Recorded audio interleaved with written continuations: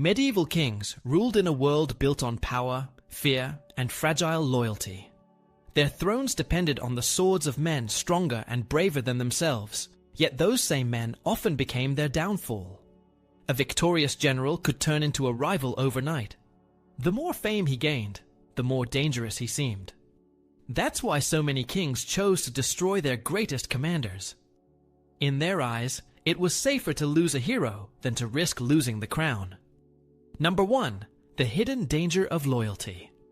In the Middle Ages, a king relied on hard men who could raise troops fast, keep them fed, and win when it mattered. That trust was never simple. Rule ran through personal bonds rather than steady institutions, so power followed the man who paid wages and handed out livery, not an abstract idea of the state. Late medieval bastard feudalism let great lords and successful captains build large private followings that felt like small armies tied to a leader's purse and charisma.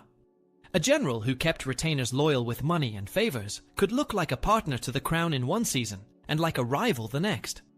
To a nervous monarch, admiration from the ranks and the towns could look like the start of a coup, because soldiers often felt they were the general's men first and the king's men second. That is why a commander's popularity, which was priceless in battle, became dangerous in peace.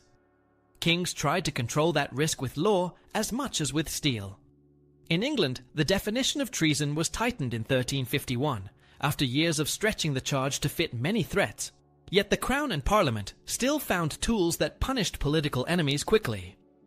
Attainder let authorities name a target, seize lands, and end a career without the protections of a full trial. For a ruler short on cash, that was a tempting mix of security and revenue, and it turned the removal of a celebrated officer into both a legal act and a fiscal windfall. The threat was clear to every rising commander. If your victories upset the balance at court, the law could meet you at the gate before your soldiers finished cheering. When charisma outgrew control, some rulers struck first and explained later.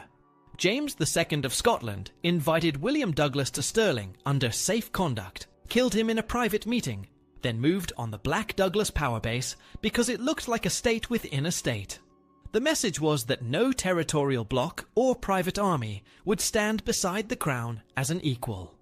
In France, Louis XVIII broke noble alliances with a steady mix of pressure, trials, and sudden force, and he did not hesitate to execute magnates like Jacques d'Armagnac when their fortified networks looked too independent. These cases show a cold logic at work. A king who allowed a military celebrity to keep growing soon faced a lord with money, fortresses, and loyal men, and that combination frightened every court in Europe. Other empires solved the same problem with different tools, but the same goal. In Byzantium, blinding and other mutilations sidelined successful generals without turning them into martyrs, because a disfigured man could not claim the throne or lead an army in the accepted way. The practice rose during centuries when coups were common, and commanders could win mass loyalty. Rebellions like that of Nikephoros Bryennios show how quickly an admired officer could become a pretender, and how fast the palace moved to neutralize him. In the Ottoman world, where the Sultan's household and army were tightly fused, even a towering favorite like Ibrahim Pasha could be executed once his wealth, prestige, and independent networks felt too big to tolerate. The calculation was simple. A brilliant general was priceless in war, but in peacetime, his fame threatened the delicate balance that kept a crown on a single head. Number 2. When victory became a curse. Winning battles made a general a hero in the eyes of soldiers and common people, but it also made him a potential threat to the king. Medieval rulers lived in a world where loyalty could change overnight. Power wasn't protected by a constitution or stable government. It depended on who controlled land, men, and gold. A general who proved himself in war often gained all three. After a major victory, he would return home with new lands granted by the crown, treasures from the battlefield, and soldiers who admired him more than anyone else. That admiration was valuable in war, but it became dangerous in peace. A general with too much influence could start looking like someone who didn't need the king anymore. Kings understood how fragile power was. They had seen other monarchs lose their thrones to the very men they had once trusted. Because of that, Every victory made them more suspicious, not less. A celebrated commander might not even have done anything wrong. He could simply be too popular or too confident, and that alone would raise alarms at court. The more his name spread among the people, the more it sounded like competition. Kings wanted heroes who served the crown, not heroes who stood beside it. So when a general's reputation started to grow too large, the king often decided it was safer to cut him down than to let him rise further. History gives many examples of this pattern. In France, the Constable of France, Louis de Luxembourg, became too powerful for comfort. Despite his loyalty, he was accused of treason and executed by order of Louis XIV. The king praised him once as a great soldier, but when the nobles began to see him as an equal, he turned into a liability. In Scotland, King James II invited William Douglas under the promise of safety, then killed him with his own hands. Douglas had built such strong alliances and personal armies that he appeared almost like a rival ruler. Across Europe, the story was the same. The stronger a commander became, the weaker the king felt. Even outside Western Europe, the same logic appeared. Byzantine emperors often executed or blinded generals who became too famous. The reason wasn't cruelty for its own sake, it was about control. A blinded man couldn't lead an army or claim the throne, and that made him harmless. The Ottomans followed a similar rule. Grand viziers who gained too much influence, like Ibrahim Pasha, were executed once they began to overshadow the Sultan. Victory didn't guarantee safety. Sometimes it brought death faster than failure.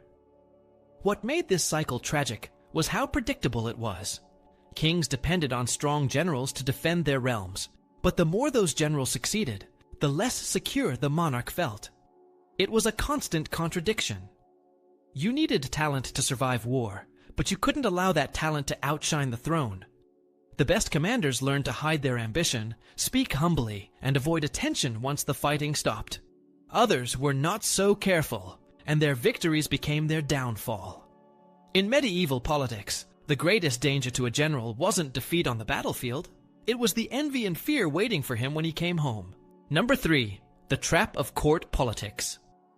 Court life looked grand from the outside, but inside it worked like a pressure cooker, where alliances shifted by the week. A successful general walked into that room with fresh glory, new wealth, and grateful followers. That made him valuable in a crisis and dangerous in calm. Power in the Middle Ages ran through people, not institutions.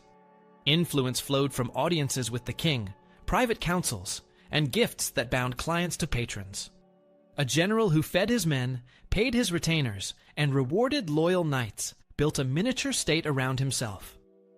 Courtiers who had spent years guarding their access to the throne read that as a direct threat. They did not attack his courage. They attacked his intentions. Whispers turned a victory into ambition. A compliment became a hint of disloyalty. By the time the general noticed, a case had already taken shape in the royal mind. The machinery that produced such cases was familiar across kingdoms. Treason laws could be stretched by clever lawyers. Emergency councils could brand a rival as a danger to public order. Confiscation of lands did double duty. It removed a power base and filled an empty treasury after a long campaign. The message was never spoken aloud, but everyone understood it. The crown forgave many faults, yet it did not forgive independence. Even small signals at court mattered. If the general's table drew the louder crowd, if petitions piled up outside his chamber, if his name carried more weight than a minister's, then fear hardened into action. Old friends kept their distance. Neutral nobles offered safe advice that led nowhere. A commander who had handled hard marches now had to read soft words and close doors. He could resign commands, give back offices, or swear public vows, but each gesture proved how much weight he had to shed. Religion and marriage politics added more traps. A bishop who disliked the captain's allies could feed the court a moral frame for punishment. A marriage that tied the general to a great house could be sold as a looming coalition.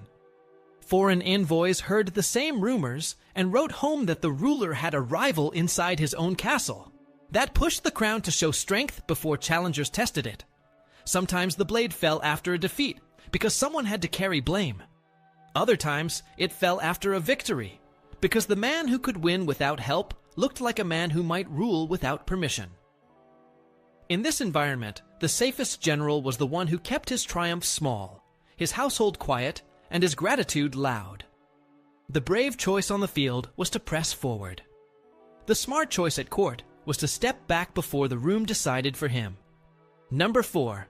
The price of power and fear. When a king executed a celebrated general, he paid a price that did not show up in triumphal speeches. He lost a brain that understood the army's rhythm, the routes, the supply tricks, and the unspoken habits that keep men moving when food is thin and weather turns bad. He also shook the confidence of officers who had learned their trade under that commander. They knew the fieldcraft came from experience, not from parchment orders, and they knew it might vanish with one stroke of the axe. That fear spread fast. Captains who once took